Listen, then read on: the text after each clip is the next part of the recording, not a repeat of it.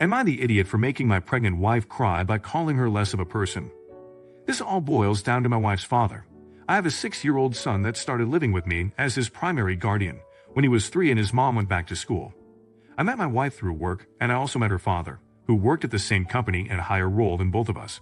My wife knew I had a son, but I said I wouldn't introduce them unless we became a serious couple, because that wouldn't be fair to him.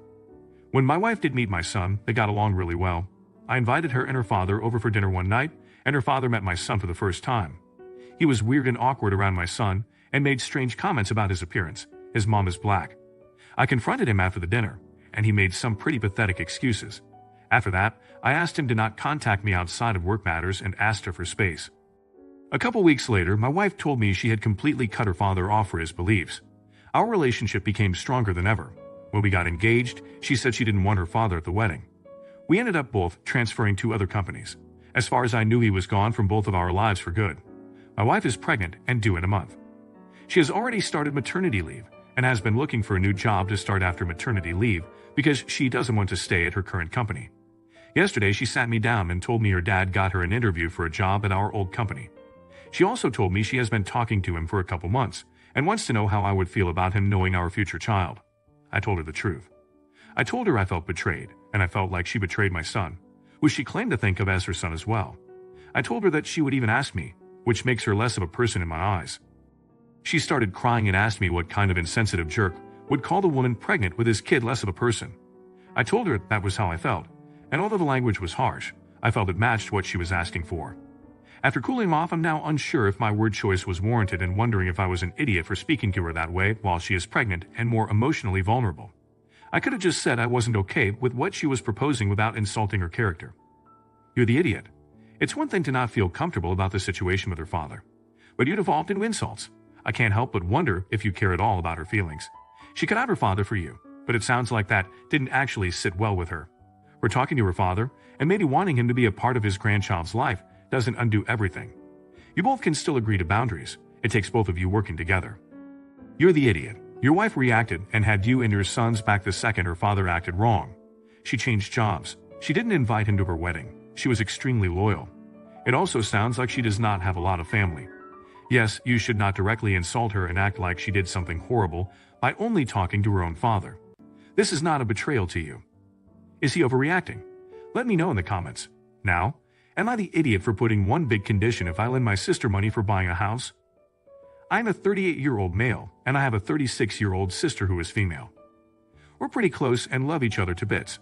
She has 2 kids with a man who didn't want any. Both times she got pregnant, he told her that if she didn't abort, he would leave her. He has stepped up and has taken responsibilities, though. But whenever things go south, he accuses her of making his life miserable, and that he didn't want any of it. That's her background. I've been able to save some money, and when I saw houses prices going down where they lived in a flat that had a very good price and was perfect for a family of 4, I told her I would give her all my savings, so adding her own savings, she could have enough money to ask for a mortgage. I had just one condition. The house has to be in her name. I wanted to help provide stability to my niece and nephew, so if they, my sister and Beth, break up, there would be no doubts about the house ownership, since she would be the one who would keep the kids. I've had very bad experiences with shared mortgage from friends and familiars, with a lot of problems and hate in the process, so I didn't want any of it for my sister nor her kids. How I see things, everything's going to be for the kids at the end, so we'll be providing for them. Here comes the tricky part.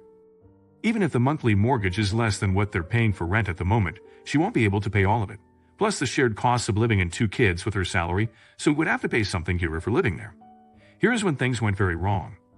He said if he had to pay for part of the house, he had to get part of the house, and what we were asking from him was unfair, and I was being an asshole because it meant I didn't trust their relationship. I said he was ought to pay a total stranger for the rent, but not her girlfriend, and that it wasn't me the one who has to have faith in them, but themselves. If he really thought they were good together, he shouldn't be worried about having a house because he would be living with his family and saving money for himself. My sister is kind of sad because they are now fighting, and some of her friends agree with her boyfriend's opinion. I feel like an asshole for putting her in this predicament, even if my intentions were good. I'm not rich. I have a family too with 2 small kids, so those savings were very important to me too. I think I'm the off for stepping in on how they do things, but not for my request. Am I? Edit. I've read all your opinions, and yeah, I've been quite naive about the whole scene and created a new problem when there were enough already. I'm going to apologize to him, so at least my sister is not taking the brunt of it. I should apologize to her too. I'm going to look into buying a house for myself, as some of you have suggested, so I'll be making good use of the money, and if something happens, we can provide for my sister and her kids. Not the idiot. But why on earth are you just giving away all of your life savings, get your own place, and have the kids over often? You don't get to control their relationship, with money or not. You're the idiot. If he's paying for the house, he obviously should own it. And I think it would be really weird to pay a boyfriend or girlfriend for the privilege of living with them. People in serious relationships tend to share things. That's part of the whole point. You may not like the relationship that they're in, but they're in it. Should he give them the money? Let me know in the comments. Now, am I the idiot for refusing to come with my family on vacation if my boyfriend isn't invited? My female 29 family has always shown favoritism towards my younger sister and brother's partners. They treat them like family but don't hide their dislike of the partners I've had. Recently, my family have been planning a trip to Korea this summer. We will be visiting my grandmother's hometown as well as visiting other areas. The problem comes with the fact that both my sisters, female 22, boyfriend, female 23, and my brothers, male 26, boyfriend, male 24, have been invited to join us. However, they haven't extended that invitation to my boyfriend, who is 29 years old. When I brought this up, my mother told me it's because he's not a long-term partner, which I call bullshit on. Yes, my siblings have been with their partners longer, sister 4 years, brother 5 years, but I've still been with my buff for just over a year. Personally, I think it's a race thing. My sister's of is also Korean and my brother's of is Thai, while my of is white. My family denies this and my grandmother says it's because he's disrespectful. The thing is, he isn't. Me and my siblings are all second-generation immigrants, and I just never took much interest in Korean culture. They, however, became obsessed with it at a young age. I just didn't engage much. Since it's not that important to me, I never told my about any customs or what is and isn't appropriate to them. He's kinda nice to them. It's just that he's not Korean or even Asian. I kept pushing to bring him, and I kept being told no. So I said that if he isn't coming, then I'm not either, which very much hurt my family. Family is important to them. I've had some time to cool off, and I feel bad for hurting my family, but I'm proud of myself for standing my ground. But I'm conflicted, so am I the idiot? You're the idiot, because you brought your boyfriend into a family situation he wasn't prepared for. You admit that Korean culture is not important to you, but that it is important to your family. You know there are cultural customs your boyfriend would not know he was expected to follow. You did not prepare or warn him, so he walks into family events blind, and while he may very well be acting respectful based on his own customs, he is acting disrespectfully to your family based on theirs. Not the idiot. If you're serious about your boyfriend, you need to set the precedent that you will not stand for excluding him now. If you know in your gut the excuse is bullshit, they will just keep coming up with more. You are not preventing them from going, you're just choosing to not go on a trip your partner is being excluded from. I wouldn't want to be on a trip where my partner was the only one left out either. Is she asking for too much? Let me know in the comments. Now, am I the idiot for canceling my son's birthday party because my mother-in-law left poop on my toothbrush? My mother-in-law watches my 3 kids. They are aged 5, 3, and 7 months. My mother-in-law usually watches them and drops them off from school. The kids are battling a stomach virus, so everyone was home on Monday. The little one had a poop explosion, so my mother-in-law washed her butt in our bathroom sink. However, she did not clean a bathroom, and there was poop all around the sink, on the toothpaste, on the toothbrushes, and the little cups that the kids use when brushing their teeth. I have pictures if you guys really want to see. This has happened before, but it's the first time we said anything. When my wife called her mom to be more careful, because it's absolutely disgusting and gross. My wife is Hispanic, so her tone can definitely be aggressive, especially to a gringo like myself, but her mom seemed to understand the frustration. However, once her sisters, both in their 30s and single for good reason, caught wind that my wife belittled their mother, all hell broke loose. The sisters began defending the mother, calling out how dirty/messy our house is, calling my wife fat, and basically just saying how lucky we are to have the mother-in-law in our life and it's no big deal. In fact, we're the a-holes for being upset about this. I guess the sisters got to my mother-in-law, because then mother-in-law came back and started parroting the same talking points about how messy our house is, how ungrateful my wife is, and how my mother-in-law cleans our house and cooks for the kids all of the time. My 5-year-old son was also at her house this weekend and had an accident where he Hershey squirted on the bed because he's sick. That was also thrown in our face multiple times. They also referred to watching our kids as favors, which is weird because they always ask to take them.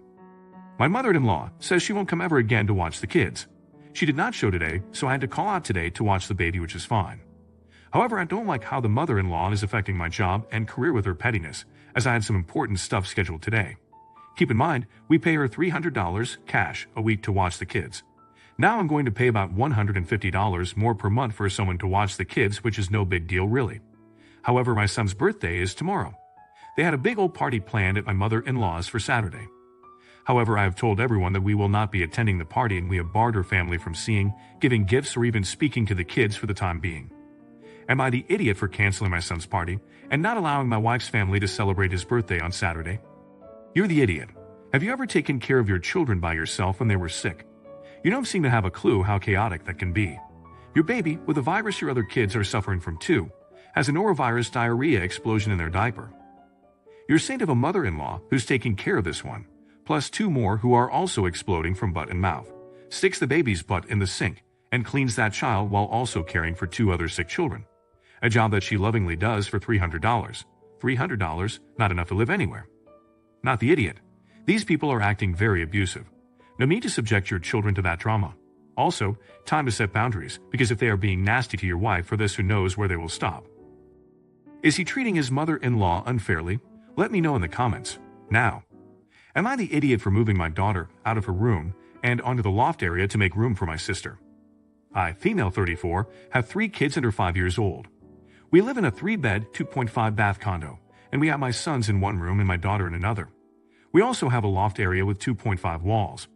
One side has a wall maybe 3.5 or 4 feet tall, and another side is open. I have a half-sister 12 that needed a place to stay. She was in an emergency foster home, and either my husband and I had to take her in or she had to go to a foster home. We never met her. I didn't even know she existed, but I didn't want her to end up in foster care, so we took her in. My husband wanted her to share a room with our daughter, but I thought living with strangers is hard enough for her, and she'll need her own space. We ended up moving our daughter into our son's room, but that didn't work out well. Our daughter can't sleep without a sound machine and night light, and the boys can't sleep with them. They also have different bedtimes, and putting the boys to bed always wakes her up. My husband wanted to put her back in her old room, but I didn't think that would be a good situation for either of the girls. I ended up moving her bed into the loft, and her clothes/changing table are in my room. The half wall is too high for her to climb. Her toys were already there, and we can put a divider or curtain there if this becomes a long-term thing. My husband came home and saw this and was furious that I moved our daughter into the loft instead of letting her share a room with my half-sister. That was around 3 weeks ago. My daughter is fine in the loft. I painted it for her, got some princess wall decals, and organized the toys to leave more room for her bed and everything else I brought from her room. To say my sister isn't adjusting well is an understatement. She's tried to run away twice, and she had a breakdown and destroyed everything in her room last week. My husband has mentioned calling the social worker and sending her to a foster home since she got here. The past few days have been better. I haven't had to pick her up early from school at all this week. She's leaving her room for meals, and she's starting to talk to me. My husband still thinks this isn't working out. He's refusing to let our daughter stay in the loft and says that my sister shouldn't be around the kids. I told him if he sends her to a foster home after she's just starting to feel comfortable here, the kids and I are leaving. We've been arguing again because he wants to send her to a home, and he actually said part of the reason is because he wants to get our daughter back into her room. He got his family calling me a bad mom for prioritizing some random girl over my kids. Am I the idiot for putting my daughter in the loft to make room for my sister and not sending her to a foster home? Not the idiot. A lot of people may not understand how the room looks. Sounds like it's already a play area. If your daughter is fine giving up her room and it's truly safe, should be no issues. Kind of an idiot for an ultimatum though, and overstepping your husband's feelings. But sometimes being an asshole is required in life. Actions have consequences, and you're forcing an unexpected dynamic with unexpected outcomes. You're the idiot. This affects your whole family, and it sounds like you made the decision a little lightly and without talking to your husband about it. Her presence and behavior will affect your kids. She is essentially a stranger to everyone, and you have small children. That makes me super uncomfortable. She sounds like she needs way more emotional and behavioral support than typical.